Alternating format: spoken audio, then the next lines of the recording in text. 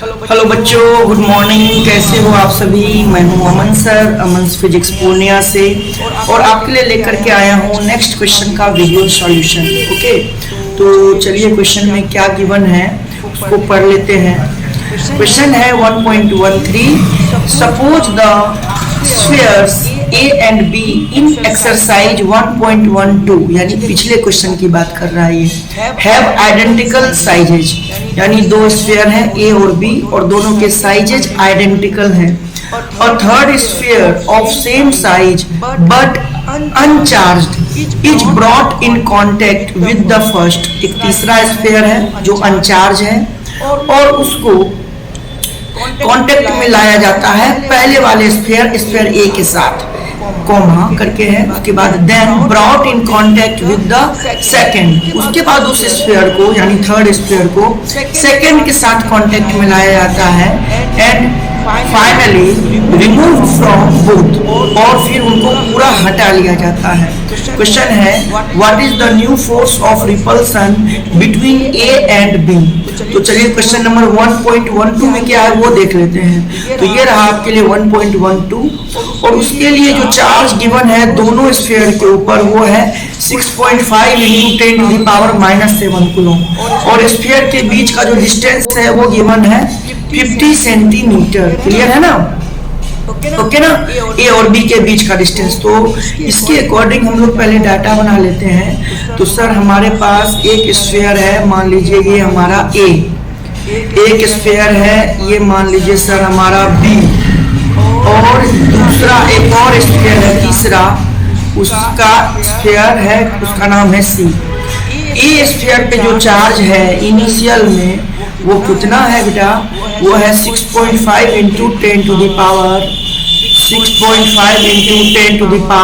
10⁻⁷ coulomb. B पर जो charge है वो है 6.5 × 10⁻⁷ कूलम, और C पर जो चार्ज है वो अनचार्ज है यानी वो 0 है। तो तीनों जो है वो कंडक्टर है और तीनों का जो साइज है वो आइडेंटिकल है।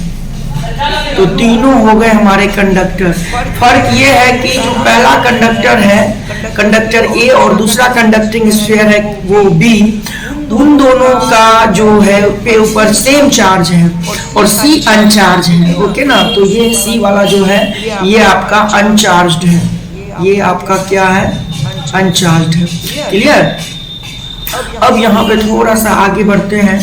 इनके सेंटर से इनके सेंटर के बीच का डिस्टेंस जो है वो आपको गिवन है 50 सेंटीमीटर।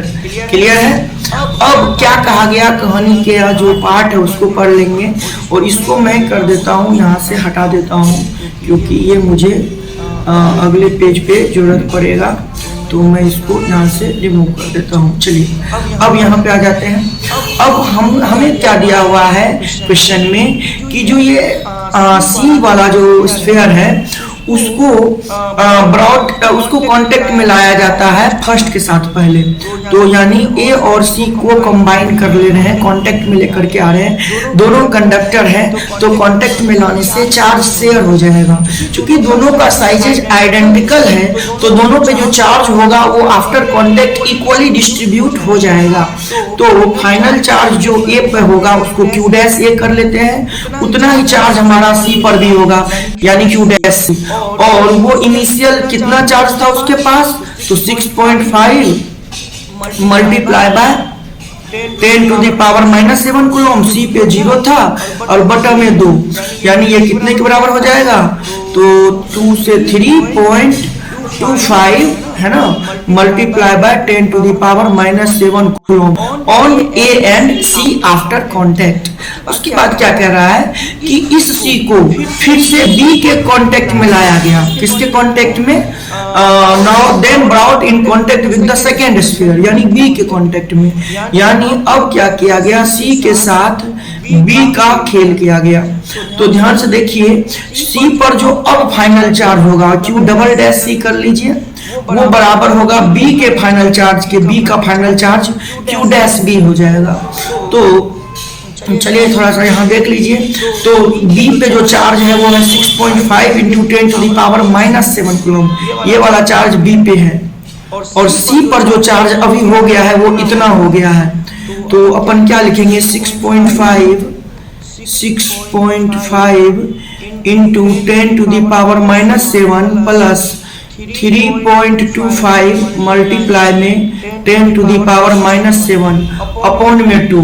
क्योंकि आइडेंटिकल साइज का है तो फिर से चार्ज जो होंगे वो after B and C contact के बाद क्या हो जाएंगे, इक्वली डिस्ट्रीब्यूट हो जाएंगे दोनों के ऊपर।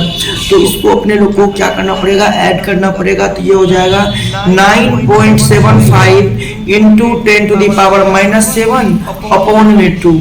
तो ध्यान से देखिए, इसको अपन लोग सॉल्व करेंगे तो 2 से 4 टाइम्स में कटेगा, 1 बचेगा तो 7, 8 टाइम्स में 16, 1 में 15 बचेगा तो कितना हो जाएगा 7 टाइम्स में 14, 1 बचेगा और यहाँ 5 टाइम्स में multiply 10 to the power -7 coulomb.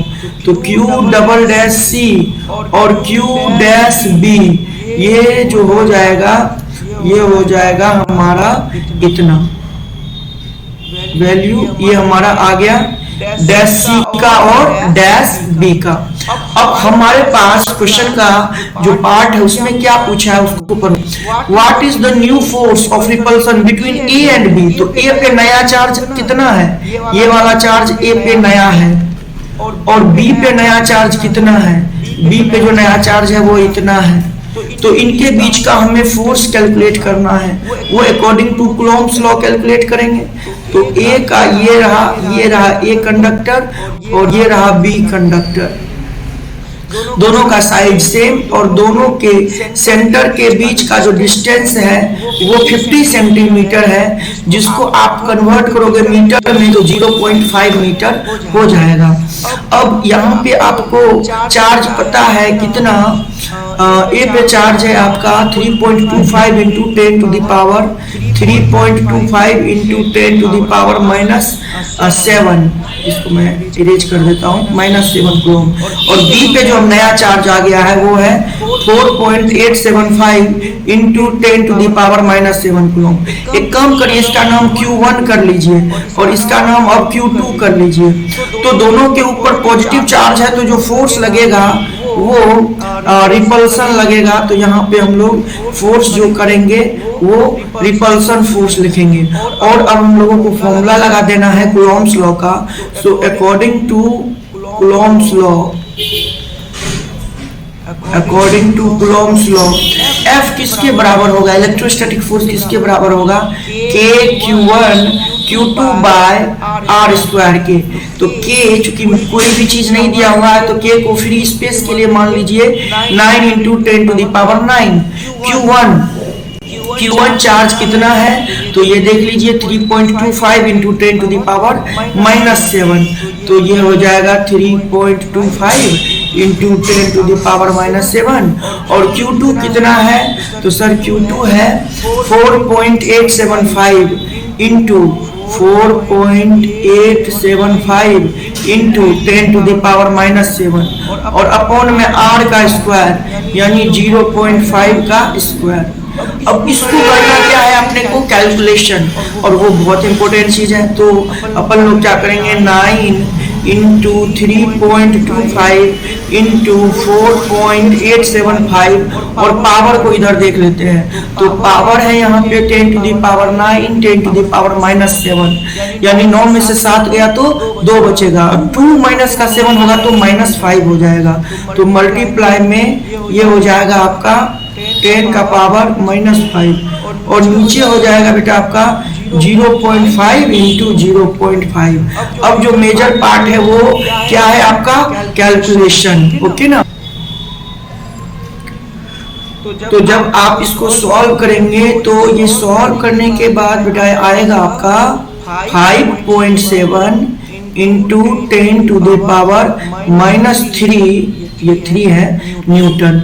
ये हो गया आपका न्यू फोर्स, है ना, उन charge sphere A and B के बीच का। ओके, और इस तरह से ये अपना आंसर हो गया। तो इस तरह से अपने को कैलकुलेशन करना होगा, अप्रोच लगाना होगा। ओके, तो इसमें आपने क्या देखा, 2 कॉन्सेप्ट यूज हुए, एक तो चार्जिंग बाय कंडक्शन और दूसरा फोर्स के मैग्नीट्यूड को कैलकुलेट करने के लिए क्या क्या यूज किया अपन लोग? कूलॉम्स लॉ का फॉर्मूला। ओके, तो चलिए मिलेंगे हम लोग नए क्वेश्चन के वीडियो लेक्चर में। आप इस वीडियो को बढ़िया से देख लीजिए और कैलकुलेशन को खुद से करने का प्रयास कीजिए। Thank you so much.